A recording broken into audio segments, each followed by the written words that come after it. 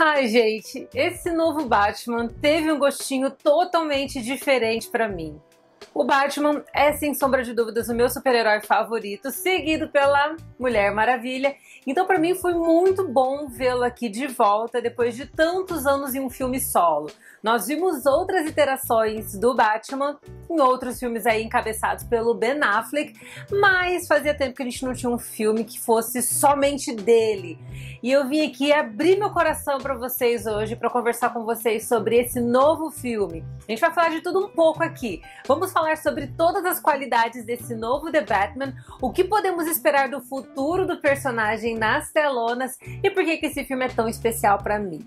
Vem comigo! Fala, meus queridos, aqui é a Rafa Gomes. Se você não me conhece, seja super bem-vindo ao meu canal. Eu tô sempre aqui falando sobre cinema e séries de TV, sempre por uma ótica mais profunda. Então, se você gosta de um conteúdo muito mais gostoso mesmo, aquele conteúdo que a gente vai mais a fundo, então esse é seu lugar. E é claro, você pode me acompanhar lá nas redes sociais, no Instagram, no @RafaGomes, e no TikTok, no @RafaGomesC, porque eu tô sempre por lá dando muitas dicas de filmes e séries de TV. E é claro, já deixa aquela inscrição e já assine aqui as notificações para você sempre receber novidades.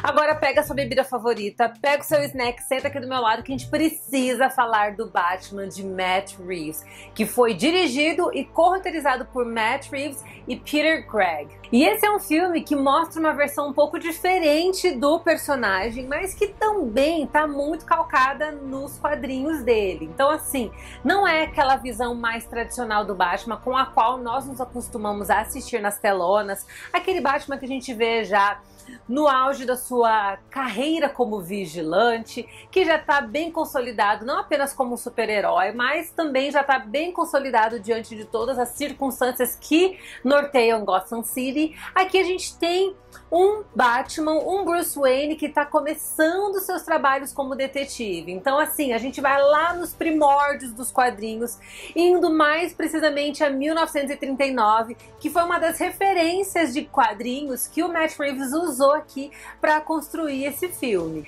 E aqui, obviamente, eu tô falando dos quadrinhos Batman The Golden Age Volume 1, que é de autoria de Bill Finger, Bob Kane, Gardner Fox e Jerry Robinson. E esse foi um dos materiais fontes que ele usou para construir esse Batman que está começando a trilhar sua trajetória e que conta com a parceria do Tenente Gordon para desvendar uma série de crimes, ou melhor, uma série de assassinatos que estão todos correlacionados a uma sucessão de atos corruptos e, na verdade, a uma raiz muito profunda da criminalidade de Gotham City.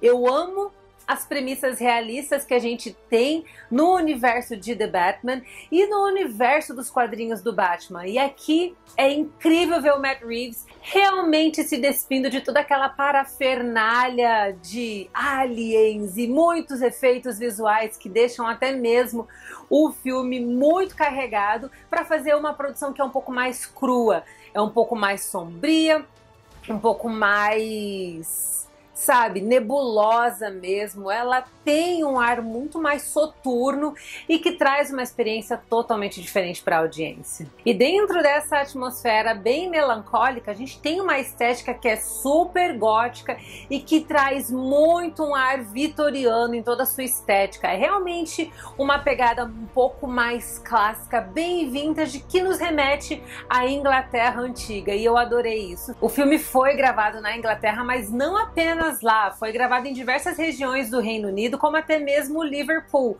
que é a terra dos nossos Beatles, né, gente? Então a gente tem toda essa atmosfera muito mais antiga dessa Inglaterra vitoriana sendo trazida aqui para a tela justamente para aflorar esse ar muito mais sombrio e muito mais gótico, muito mais dark e noir. Eu amei que o Matt Reeves aqui trouxe um conceito totalmente cult para essa produção, fazendo um filme de super-herói que não apenas é uma produção que vai agradar muitos fãs dos quadrinhos, como também vai agradar os fãs que, assim como eu, são apaixonados por cinema independente. É um filme que é autoral. E isso sempre me remete a como a DC é muito 8 e 80, né, gente? Ou a DC faz um filme muito meia boca como o primeiro Esquadrão Suicida e até mesmo Liga da Justiça, ou eles fazem coisas sensacionais, como a trilogia do Cavaleiro das Trevas, como o novo Coringa e também como The Batman. É impressionante como a gente tem essa balança super desequilibrada em se tratando da Warner/DC. Mas quando a DC acerta, gente, pelo amor de Deus, eu vou ser bem ousada aqui, vocês sabem que eu sou DC-nauta, eu amo as produções da Marvel, sem sombra de dúvidas, mas pra mim a originalidade delas já foi embora há muito tempo. São produções que têm se repetido cada vez mais e estão repetindo suas fórmulas, com raras exceções, como é o caso aqui de WandaVision, mas em geral a gente tem produções que entregam um formato muito padrão que agrada os Marvetes, mas que também nunca ousa demais. Agora, a DC, quando ela acerta, eu vejo que um filme da DC vale por 10 da Marvel em termos de originalidade, de qualidade técnica e principalmente de qualidade de performances. E é exatamente isso que a gente tem aqui. A gente tem esse filme visualmente lindo, que traz essa atmosfera de detective story noir, sabe? Bem anos 50 às vezes. Tem essas sombras que são muito carregadas, há uma atmosfera muito pesada em toda a produção, então há sempre muito contraste, contraste em cima de contraste. Então esse é um filme que exige muito da nossa atenção, porque você tem que procurar as coisas nas sombras, e isso faz com que a experiência da audiência seja extremamente imersiva, exatamente como o Matt Reeves queria que ela fosse. É um filme que nos leva para dentro da trama, e a mixagem de som, o sound design, sabe? O design sonoro do filme, gente, é um espetáculo à parte. Em uma das cenas mais impactantes que a gente tem no filme, que é uma cena de perseguição envolvendo um dos grandes vilões e também, é claro, o Batman no seu Batmobile, a gente vê aqui, ó, a gente tem uma sensação visceral daquela cena, que é uma cena interminável que fica ressoando e ecoando dentro da sala de cinema, sabe? A produção foi feita com uma qualidade de som Atmos, Dolby Atmos, que é realmente uma qualidade de som, que é aquela experiência cinematográfica, e quando você tá sentado ali na poltrona, você sente a sua poltrona se mexer, o assento ele realmente mexe, tamanha a intensidade do som da Atmos, e eu tô assim encantada, porque esse foi um filme que foi feito com exímio cuidado e qualidade, justamente para entregar para os fãs do Batman aquele filme que honrasse a trajetória do personagem. E o legal de ver aqui o Batman na sua jornada inicial como um jovem que está começando a descobrir os seus talentos e está começando a descobrir o seu dom como alguém que não é apenas um vigilante, mas alguém que remeta à esperança, a gente tem aqui uma oportunidade valiosa de ver o personagem crescer e se desenvolver. E eu adorei essa perspectiva aqui. Matt Reeves, DC e Warner trouxeram pra gente, justamente abrindo margem para que a história do personagem se prolongue por anos a fio, porque nós temos aqui personagens que são um pouco mais jovens, a gente tem alguns que são um pouquinho mais velhos, mas a faixa etária, a média da faixa etária é uma faixa etária excelente para trabalhar em tela, e com a história puxando o começo da trajetória do personagem aqui em parceria com o Gordon, que ainda não era comissário, a gente tem realmente um futuro promissor para o personagem. E uma das histórias originais que ajudou a inspirar o roteiro aqui, escrito por Peter Craig e por Matt Reeves, é justamente uma história que foi lançada em 1996, uma HQ de 1996, que aborda a criminalidade de Gotham City no auge do Halloween. Isso é trazido dessa forma para dentro da trama e eu amei demais, gente. Eu tô falando dos quadrinhos Batman The Long Halloween, que é de autoria do Jeff Loeb, Tim Sale, Gregory Wright e Richard Starkins. Essa é mais uma das HQs que ajudou a inspirar o universo do Batman, que conta também com o apoio de outras tantas HQs aí, que ajudaram a compor diversos elementos importantes da narrativa. Mas esses dois quadrinhos quadrinhos que eu citei pra vocês são alguns dos mais importantes. É claro, a gente também não pode esquecer de The Dark Knight, que a saga do Cavaleiro das Trevas também inspirou o filme, assim como o Ano 1, né, gente, que também é um quadrinho super famoso. E a escolha do Robert Pattinson, ainda que parecesse muito aleatória no começo para muita gente, na verdade se tornou realmente uma escolha perfeita para essa versão do super-herói, que é uma versão ainda um pouco mais esguia, que tá começando a amadurecer e que aos poucos também vai criando músculos para lutar contra o crime de Gotham. E o elenco tá incrível. Eu sei que muita gente ficou um pouquinho resistente em vermos dois atores negros interpretando papéis que na sua origem são papéis caucasianos, mas o que eu gosto do universo dos quadrinhos é que, ainda que nós tenhamos certos elementos chaves nos personagens, eles são sempre multáveis quando a gente está falando de adaptações.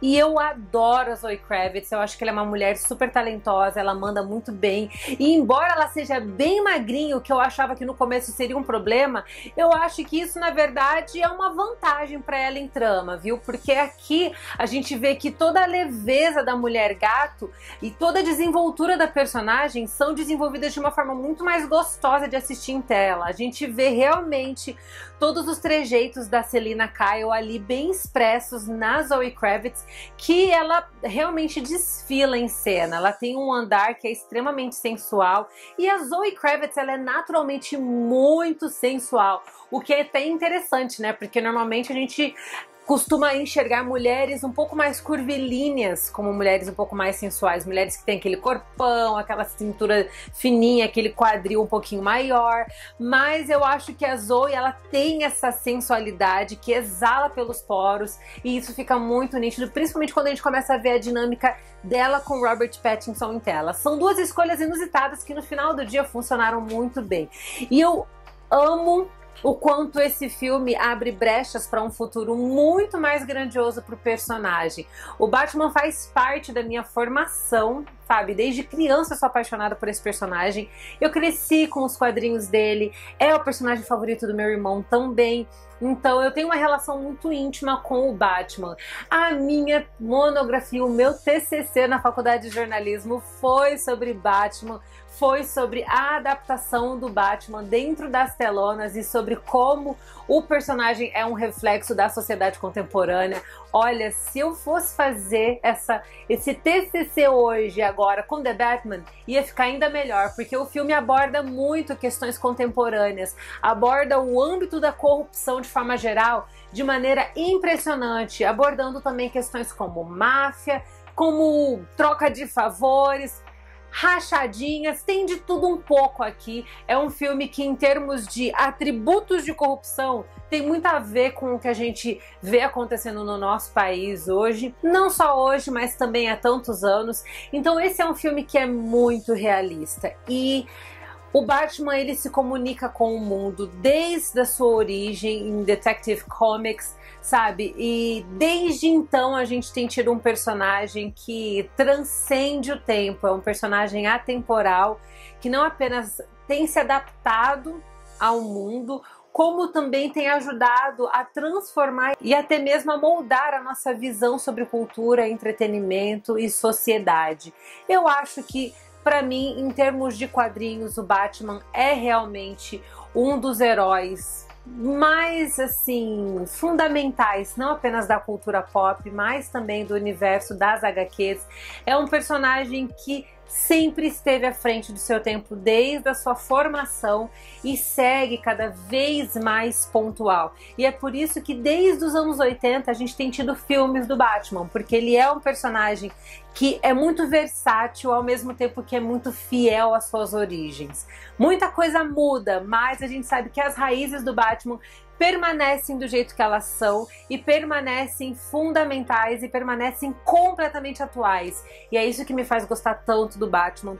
E a gente vê toda essa essência grandiosa e super rica aqui sendo trazida em The Batman. Eu fiquei apaixonada, eu acho que é um filme que tem uma fotografia linda.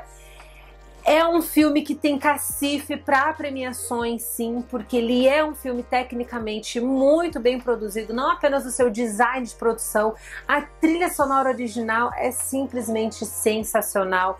Eu não poderia esperar algo melhor. A gente vê que a trilha sonora traz fragmentos do clássico lírico Ave Maria, né? Essa canção ela permeia toda a produção do começo ao fim e ela traz um viés muito mais dramático, muito mais caótico para a trama, ao mesmo tempo que a gente também tem Nirvana ali ressoando nos momentos principais, no começo e no final da trama. Nirvana tá ali tocando não apenas o ritmo da trama, mas até mesmo o ritmo do personagem, que é um personagem muito mais introspectivo e muito mais inseguro também. A trilha aqui é assinada por Michael Giacchino, que é o mesmo responsável pela trilha sonora original de Up e Altas Aventuras, aquela trilha apaixonante que ainda lhe rendeu o Oscar. Ele tem uma série de trabalhos que são muito famosos e muito consagrados também. É responsável pela trilha sonora de Lost também. Fez a trilha sonora de outras séries bem consagradas como Alias, Fringe, além de outras franquias de games como Medal of Honor, Call of Duty, e também é o responsável por outras trilhas sonoras de outros filmes amados da Disney como Zootopia, Coco e até mesmo Os Incríveis. Então a gente tem um compositor aqui que não apenas é muito conhecido em Hollywood, como também é muito habilidoso. E ele traz algumas nuances de Something in the Way, que é a música do Nirvana, que a gente vê aqui duas vezes, como eu falei pra vocês no começo e no final, e pega um pouquinho da sonoridade de Ave Maria para construir uma trilha sonora original muito incrível, que é sempre muito tensa e que em alguns momentos pauta até mesmo os movimentos dos nossos personagens. Eu achei que é um trabalho de sincronia impecável.